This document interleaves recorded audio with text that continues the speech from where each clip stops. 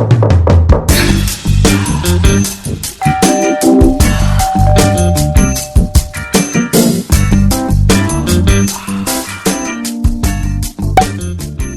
know, I don't want to get sick. I don't want to age. I don't want conflict in my life. I always want to feel good. I never want to feel bad. I don't like being corrected. I certainly don't want to die. And I don't want to let go of anything that I have.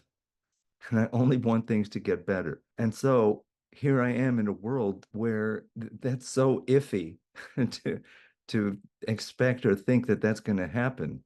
Prince Gautama encountered four things that made him decide to renounce the world. And we're talking about Buddha. He saw poverty, old age, illness, and death. His father had sheltered him from those things growing up. And when he went outside his little castle wall and saw those things, he said, "That's it for me. I'm renouncing everything until I get to the essence of something." And he went and lived out in the woods, etc., and meditated until he found something that was beyond the world, you could say. And so I know that when I live in resistance to those things that I don't want and don't like, I may be living in resistance to just the nature of this world and human life. I don't want to age. I don't want to die. Good luck with that, Andy. It's just not going to happen. But I know for myself, especially this morning, I was sitting and feeling all this resistance to what is. And even though what I want might be good, I don't want conflict, I only want to feel good. Those things are proper, I guess.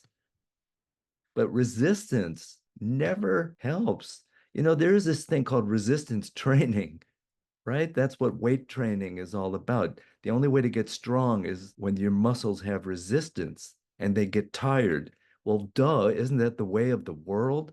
Man, I get tired of everything every day. And being more of an introvert, I need to withdraw and just recover. But I noticed that after my experience this morning, when I was fully resisting what is, I sort of got beyond that point and I lowered my resistance or maybe even dropped it. And then I felt this surge of energy to engage the active principle, to get things really moving, to be more dedicated to essence living rather than just coping with stuff and trying to reduce the tensions of everyday life. Because just reducing tensions, oh my God, that's no way to move forward. That's no way to live. Much of psychology is geared towards teaching coping skills, and I don't subscribe to that school of thought at all. Yeah, coping is a natural outcropping of being masterful at something and being in touch with essence. Then coping skills sort of fall into place naturally. But to focus on just coping with and keeping it as least tension and least problems as possible, that's like navigating half-assed backwards way. All right. What is. Sorry, it's a little Zen koan like. I'm just saying this really to remind myself and to inspire myself to be on purpose because these things are inevitable. Aging and dying, these are inevitable. There's no fighting it. So it's just time to get with it. Go with the flow of life, not to go downstream with my indoctrination life. That's a whole other topic.